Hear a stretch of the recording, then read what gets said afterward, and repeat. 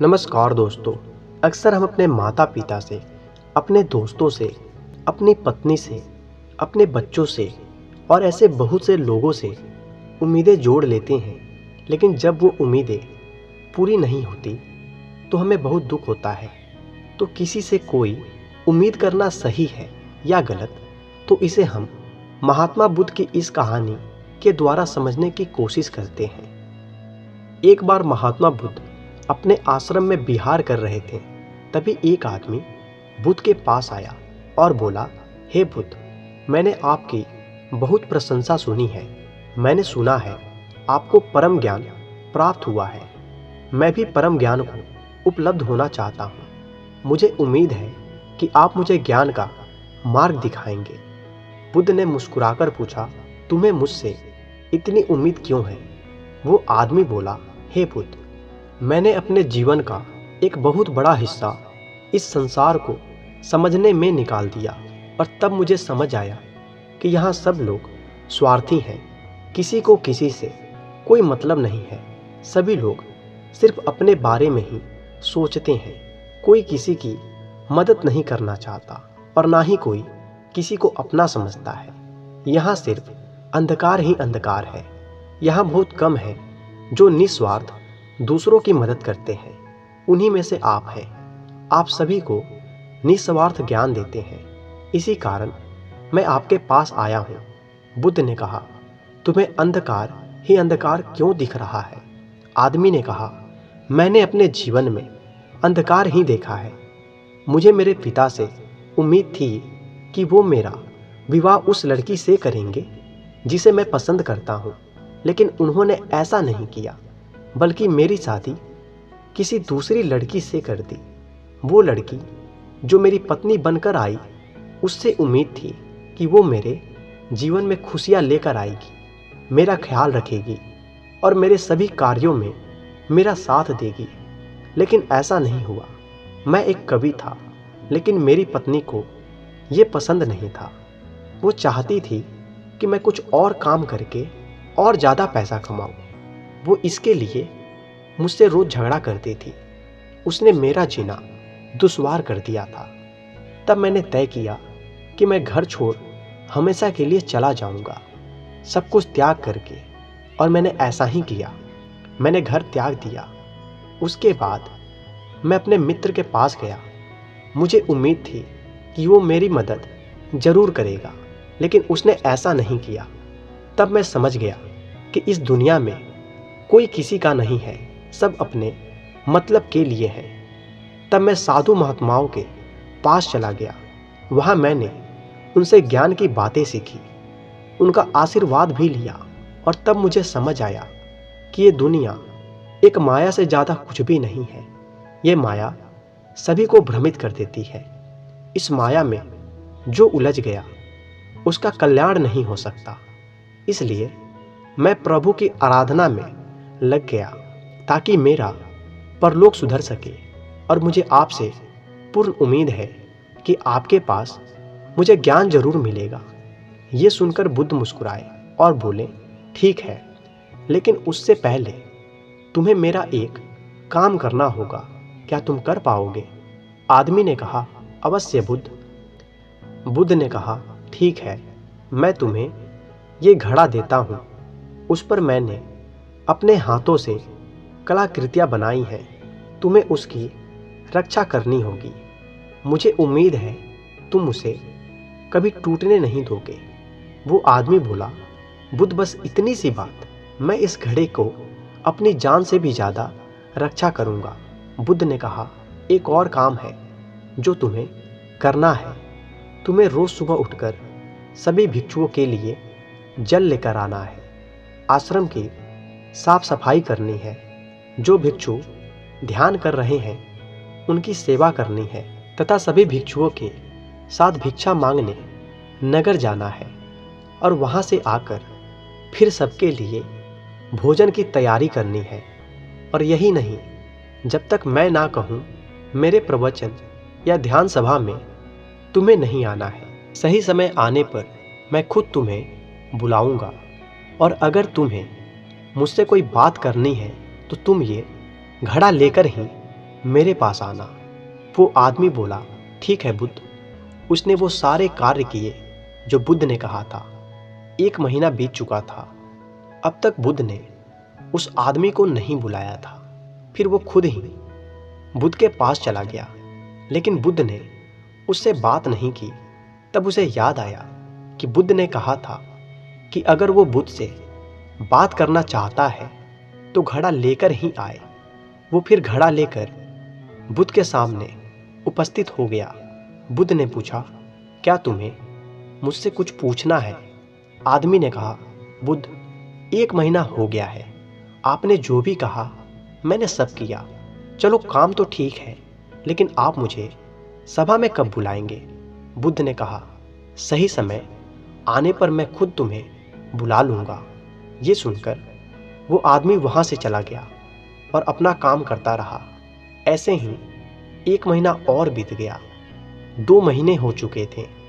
वो उसी तरह अपना काम कर रहा था। 2 महीने बाद उसने बुद्ध से जाकर फिर से वही प्रश्न किया। बुद्ध ने फिर कहा, सही समय आने पर मैं खुद तुम्हें बुला लूँगा। ऐसे ही 1 महीना और बीत गया। अब आदमी का धैर्य जवाब दे रहा था। वो आदमी बुद्ध के एक शिष्य आनंद के पास गया और बोला, हे आनंद, बुद्ध सही नहीं कर रहे हैं। मुझसे बाद में आए शिष्यों को बुद्ध ने अपनी सभा में शामिल कर लिया, लेकिन मुझे अभी तक नहीं किया। आनंद ने कहा, बुद्ध ने जो भी किया है वो तुम्हारे लिए है, उसे किसी और से मत कहो। बुद्ध तुमसे प्रेम करते हैं। उन्होंने जो घड़ा तुम्हें दिया है वो उन्होंने खुद गढ़ा है। उन्होंने आज तक ये घड़ा किसी को नहीं दिया था, लेकिन तुम्हें दिया है। वो आदमी ये सुनकर चुपचाप वहाँ से चला गया। उसे लगने लगा था कि ये घड़ा देकर बुद्ध ने उसे अपना गुलाम बना लिया है। एक दिन उस आदमी के धैर्य ने जवाब दे ही दिया और वो घड़ा लेकर बुद्ध के सामने खड़ा हो गया और बोला, आप मुझे मूर्ख बना रहे हैं। मैं जब से आया हूँ तब से इंतजार कर रहा हूँ कि आप मुझे सभा में बुलाएंगे, ज्ञान देंगे, लेकिन आपने ऐसा कुछ भी नहीं किया। जब भी मुझे आपसे बात करनी होती है, मुझे ये घड़ा लेकर आपके पास आना होता है। मुझे लगा था आप मुझे कुछ सिखाएंगे, लेकिन ऐसा नहीं हुआ। आपने मेरी उम्मीदों पर पानी फेर दिया।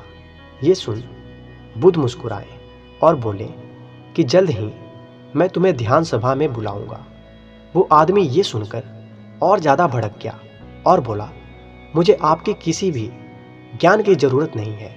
मुझे नहीं लगता कि आपको कोई ज्ञान प्राप्त है।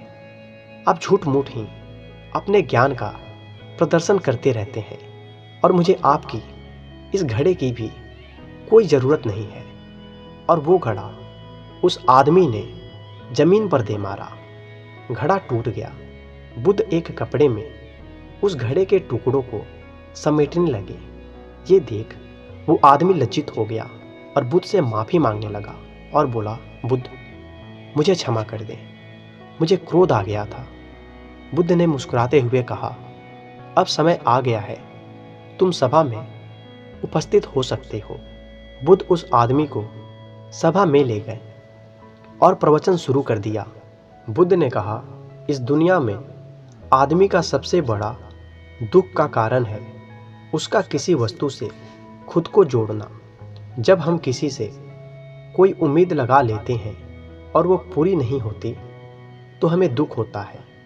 एक पिता अपने पुत्र से उम्मीद लगा लेता है कि वो उसके बताए रास्ते पर चले और पुत्र अपने पिता से उम्मीद लगा लेता है कि वो उसके बताए रास्ते में उसको आगे चलने में उसका सहयोग दें।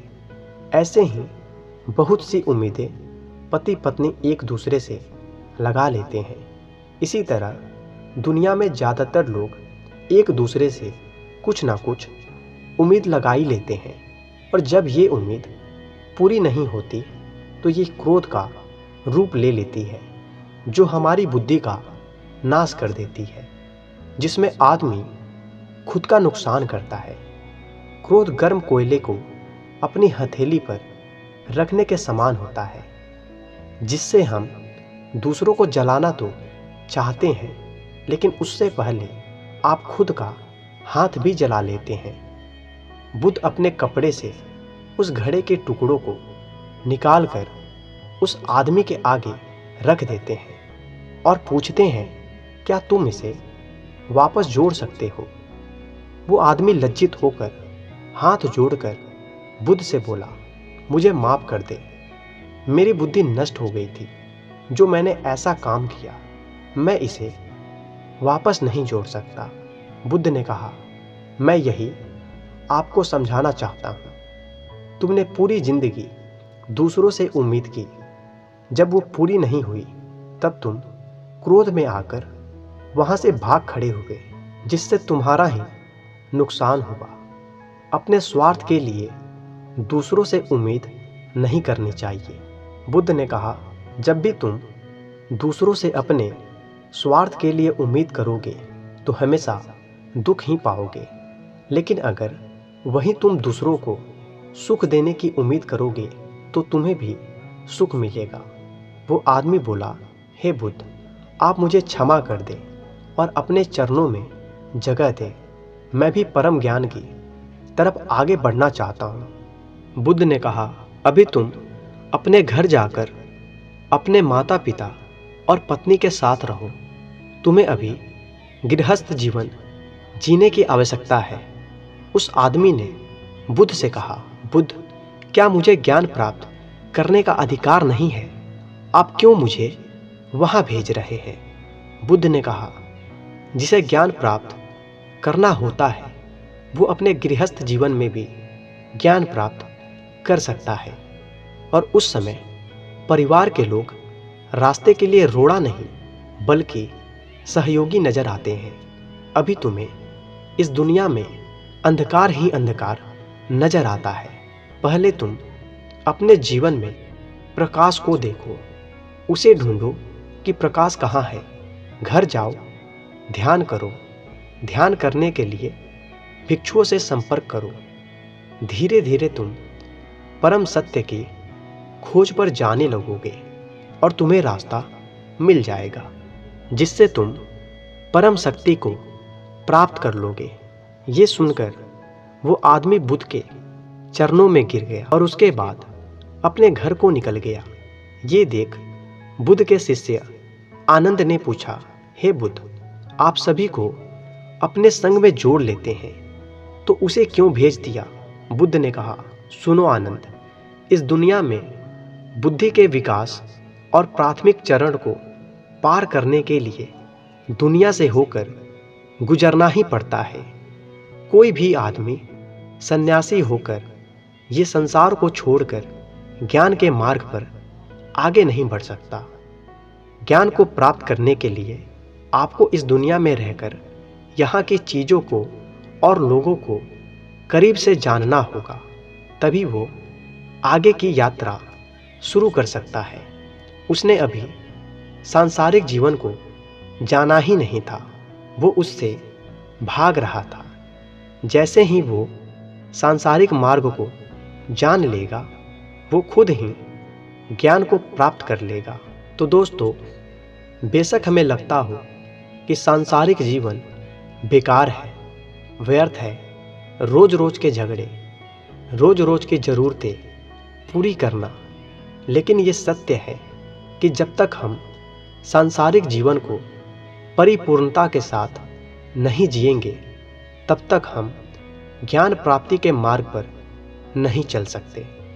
अक्सर दुनिया में बहुत से लोग सांसारिक जीवन से दुखी आकर, अपने परिवार से दुखी आकर संन्यास का मार्ग अपना लेते हैं, लेकिन वो संन्यास का मार्ग खुशी खुशी नहीं अपना रहे हैं, बल्कि अपने जीवन से दुखी होकर वो संन्यास के मार्ग पर चल रहे हैं। तो ऐसे मार्ग पर चलना खुद के पैर में कुल्हाड़ी मारने जैसा होता है। दोस्तों, मुझे उम्मीद है कि आपको ये कहानी पसंद ज़रूर आई होगी और आपको इससे सीखने को भी मिला होगा।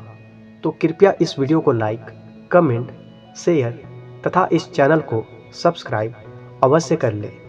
धन्यवाद।